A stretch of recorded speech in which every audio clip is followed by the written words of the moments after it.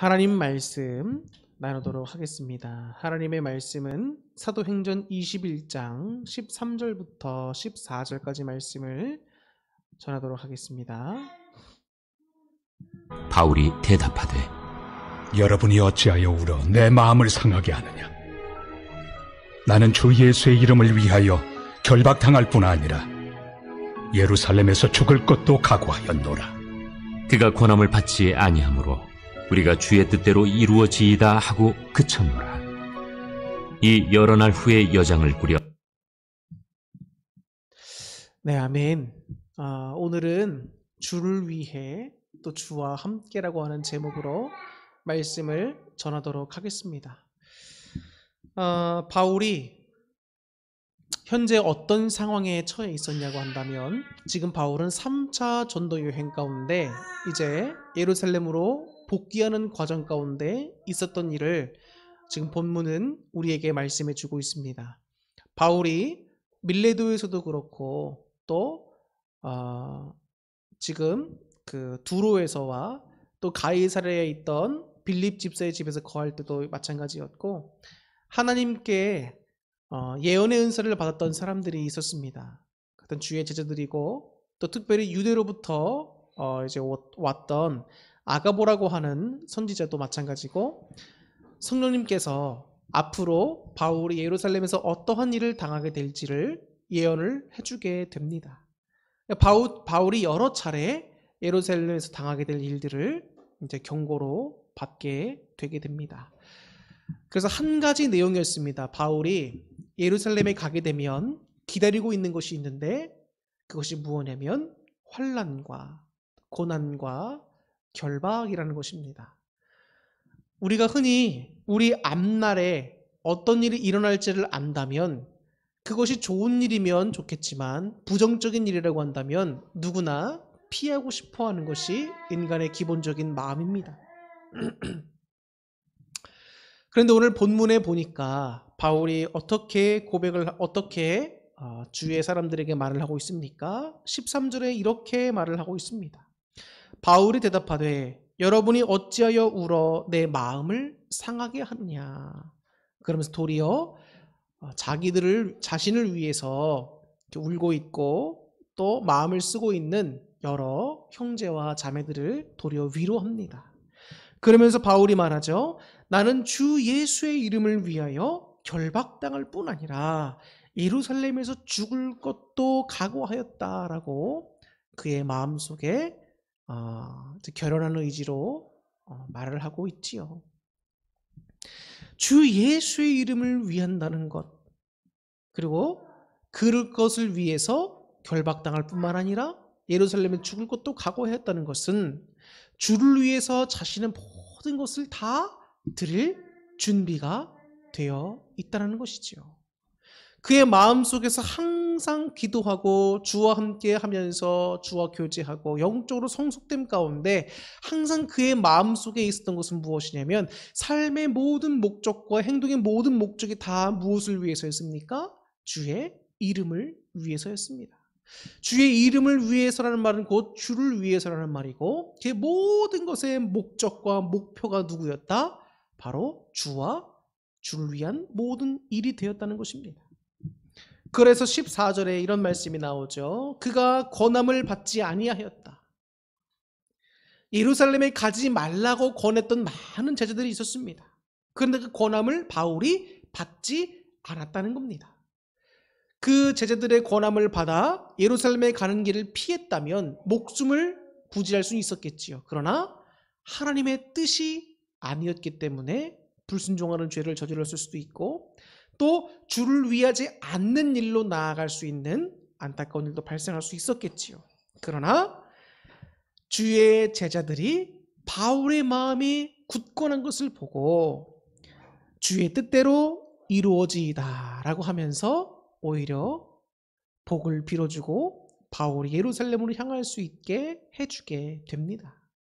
신앙적으로 본다면 얼마나 아름다운 모습인지 모릅니다.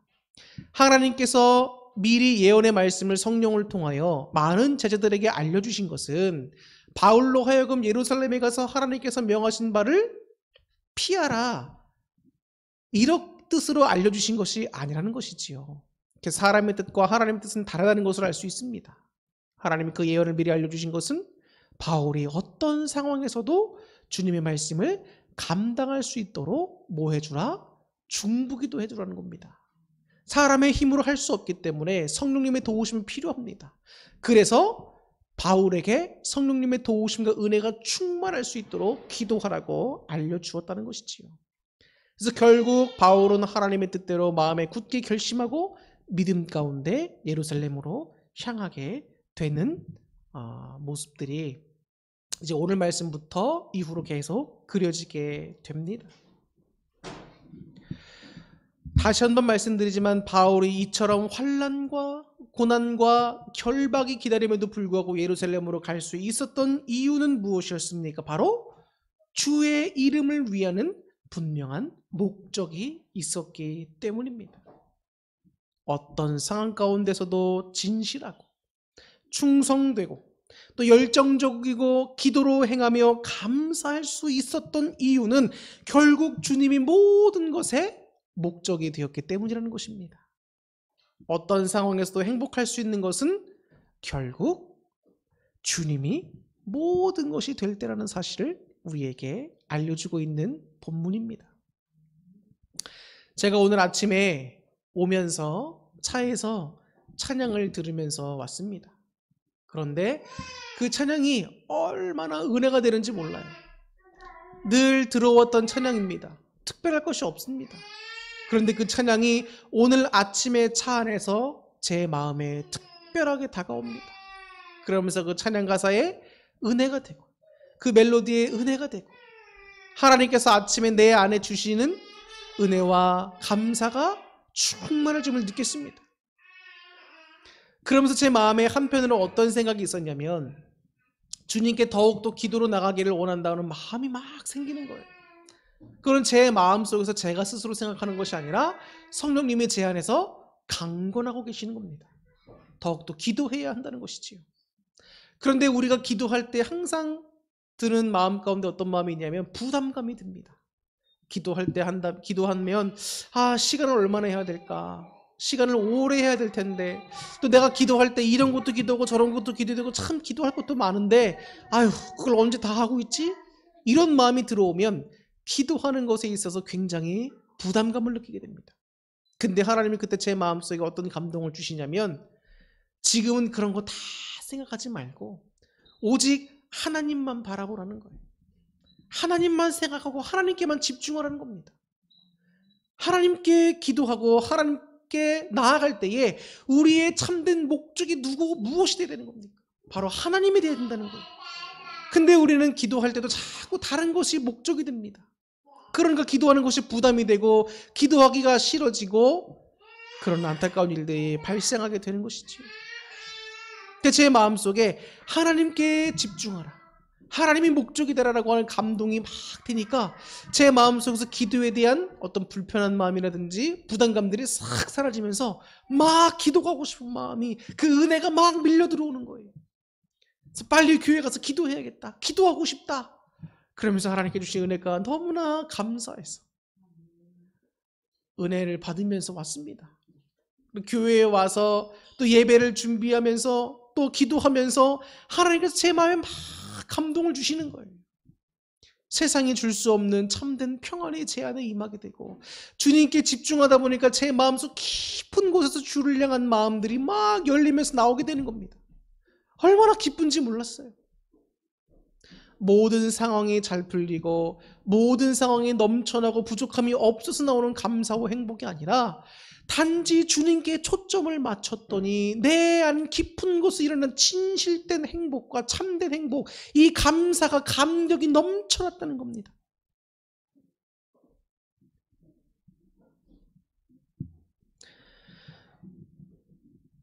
바울의 모든 선교 여정과 삶이 주님과 함께하는 이런 은혜와 감격으로 가득 찼었다라고 저는 굳게 믿습니다.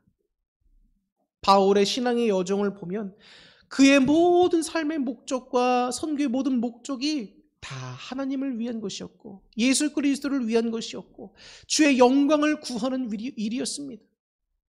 끝까지 주님과 함께 그 모든 역경과 어려운 상황들을 이겨나갈 수 있었습니다. 주님이 주시는 참된 행복을 느끼고 참된 감사를 느끼고 그의 생명을 잃기까지 주를 위해 바치기까지 모든 것에 충성했던 사람, 그 사람이 바로 사도 바울이었습니다. 트루 조이라고 하는 찬양이 있습니다. 우리나라 말로 번역했을 때 행복이라고 하는 제목이 붙여져 있는데, 여러분들 오늘 우리 예배 시작하기 전에 제가 준비 찬양으로 한 20-30분가량 한 곡을 반복하면서 틀어드렸을 거예요. 바로 그 찬양입니다.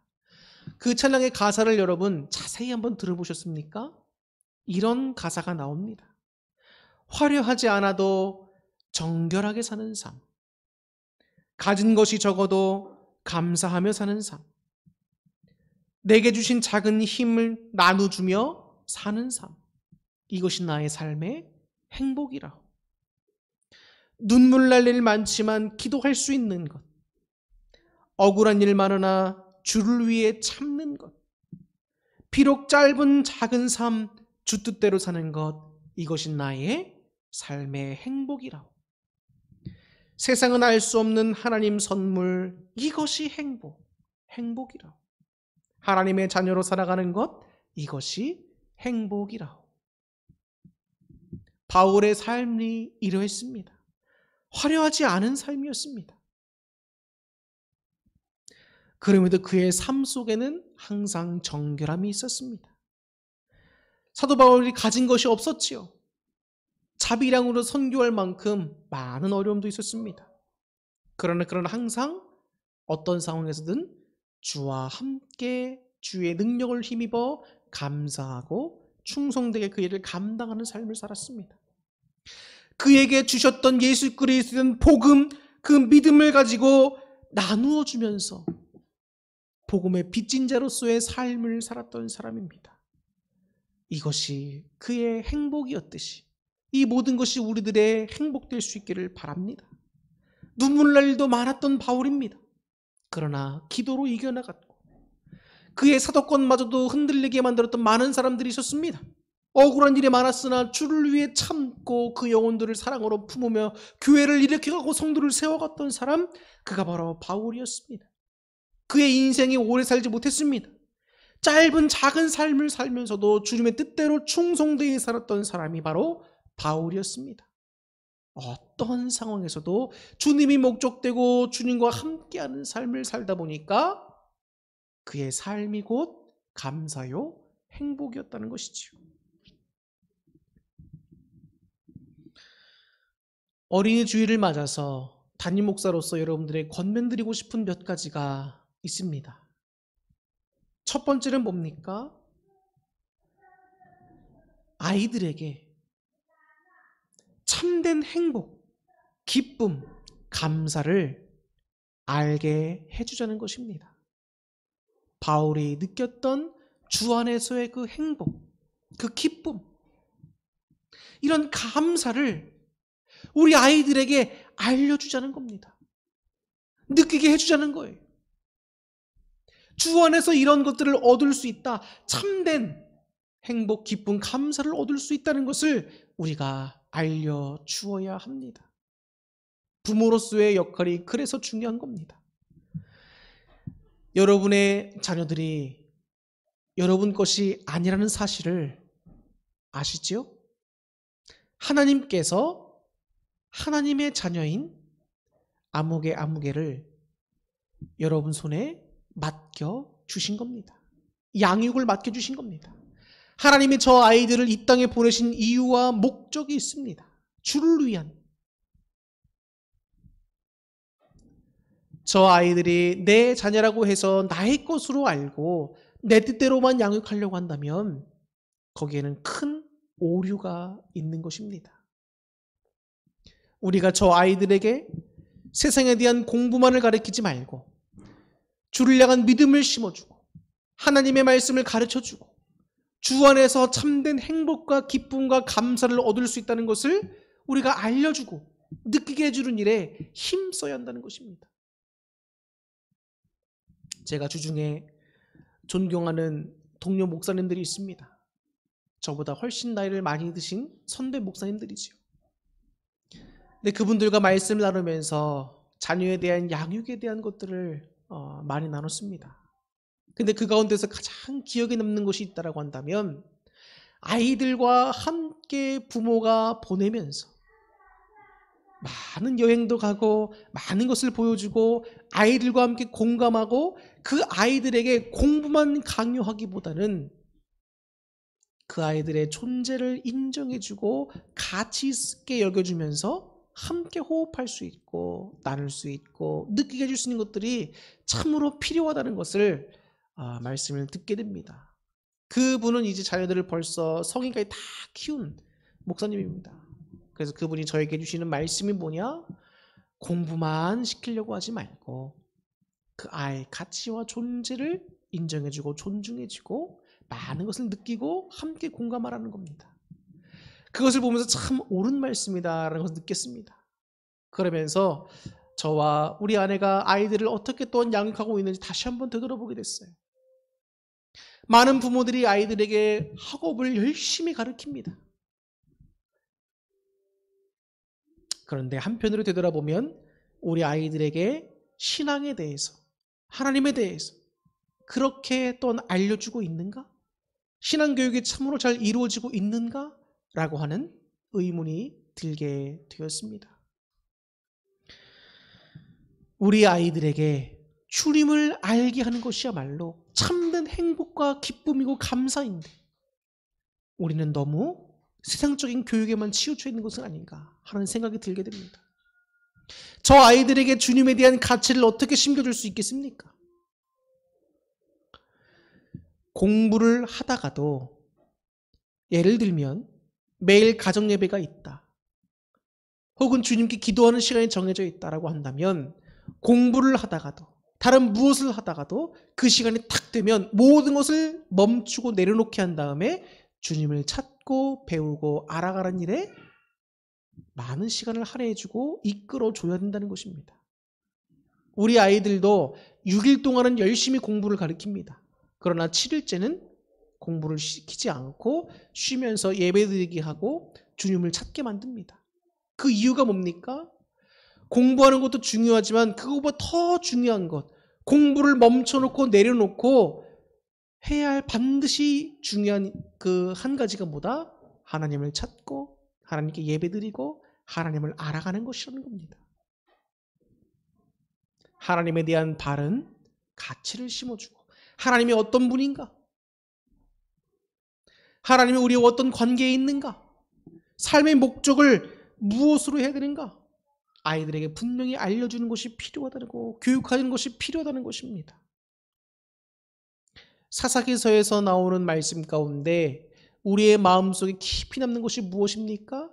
그들의 신앙의 문제였고 그 신앙의 문제가 결국은 사회적 전체적인 문제로 퍼져나가게 됩니다.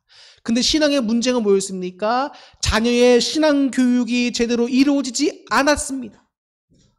후대에 있는 자녀들이 하나님을 모르고 하나님의 은혜를 모르고 이방신을 섬기다가 자기 마음대로 신앙생활하다가 삶을 살다가 결국 하나님께 많은 매를 맞은 것 아니겠습니까? 여러분들의 자녀가 잘 되시기를 바라지요. 누구나 다 공통적인 마음입니다. 근데 그 자녀에게 참된 복이 어디서 나오는지 알려주어야 되지 않겠습니까? 그리고 받아 누리게 해야 되지 않겠습니까? 참된 복은 하나님께 있습니다. 생사 화복의 주인 되시는 하나님, 그 하나님께로 자녀들을 이끄시기를 바랍니다. 그래서 아이들에게 참된 행복과 기쁨과 감사를 알게 하고 두 번째로 아이들의 삶과 하는 모든 것의 목적이 주님이 됨을 바르게 교육하고 양육할 수 있기를 바랍니다. 마지막 세 번째는 주를 위해 주와 함께하는 거룩한 삶을 사는 자녀들이 되도록 우리가 잘 양육해야 합니다. 제가 또 목사님들과 말씀을 나누면서 참 많은 지혜를 얻게 됩니다. 근데 그 또 목사님께서 자녀들을 양육하시면서 본인이 가르치셨던 내용들을 또 저에게 말씀을 해주시는 겁니다. 주의 자녀로서 사회생활을 하면서 어떻게 지혜롭게 살아가야 하는가, 이런 주제에서 나온 말입니다. 그런데 한 번은 그 딸이 사회생활을 하게 되는지 회식을 하게 되잖아요. 회식을 하게 되면 이제 우리나라 회식 문화는 술이니까 술을 먹게 됩니다. 그러면서 그 딸이 아버지한테 술을 안 마시려면 어떻게 해야 합니까?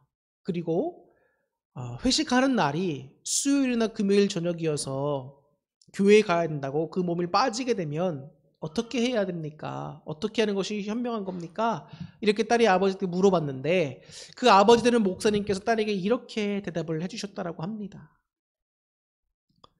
수요 예배라든지 금요 저녁 예배 때 교회를 가야 한다면 부득이 그래서 그 회식 자리를 빠져야 한다면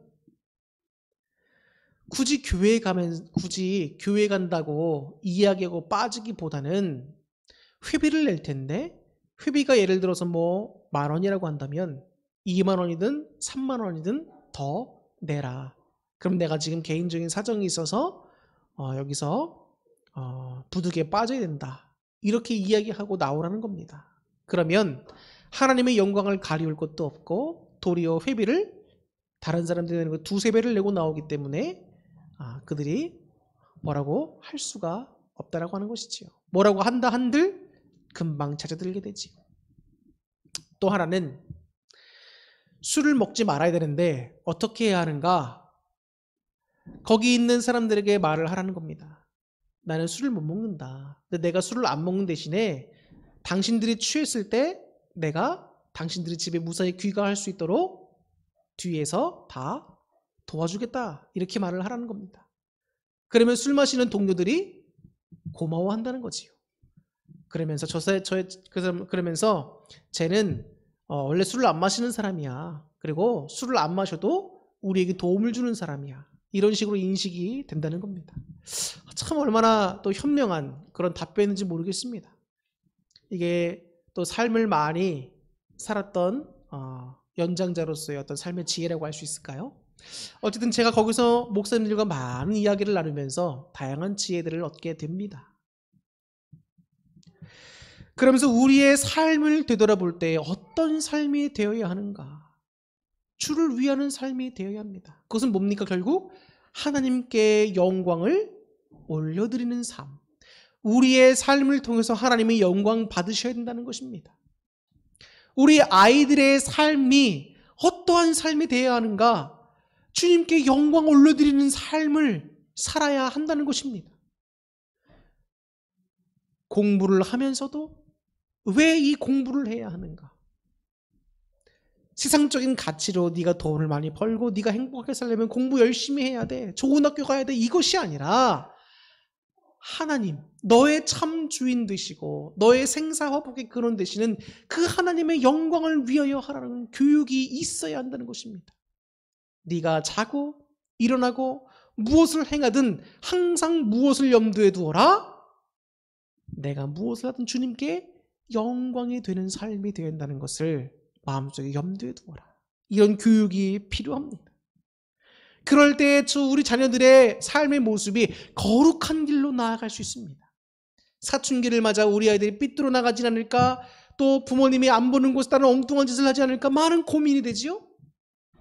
신앙교육이 여기서 빛을 발하게 되는 겁니다. 주를 위해 사는 삶이라고 늘 교육을 받아왔습니다.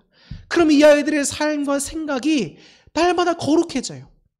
그러면 부모가 안 보는 곳에서도 어느 곳에서도 하나님을 아이들이 인식하고 주를 위한 삶을 삶으로 거룩한 행동들이 나오게 된다는 것이지요.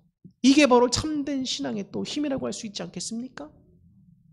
여러분, 자녀에 대한 모든 교육과 삶과 모든 것 주님께 맡기고 기도로서 본을 보이시고 하나님의 말씀을 자녀들이 양육시키시고 참된 행복과 기쁨과 감사가 주 안에 있다는 것을 알려주시고 삶의 모든 목적과 행함의 모든 목적이 주님이 되게 양육하시고 주를 위하는 거룩한 삶을 살 수 있도록 자녀들에게 양육하실 수 있기를 축복합니다. 바울이 어떠한 상황에서 주님과 함께 있을 때, 주님이 목적이 됐을 때, 주를 위해 살고 주와 함께하는 삶을 살았을 때에 그가 하나님의 기쁨이 되고 또 후에 큰 영광을 얻었듯이 여러분의 자녀 또한 그와 같이 주님 안에서 큰 기쁨이 되는 자녀들이 되고 후에 하나님께 주신 큰 영광 가운데 거할 수 있는 복된 자녀들이 될 수 있기를, 또 그런 아이들로 양육시킬 수 있는 복된 여러분들이 될 수 있기를 주님의 이름으로 축원합니다. 기도하겠습니다.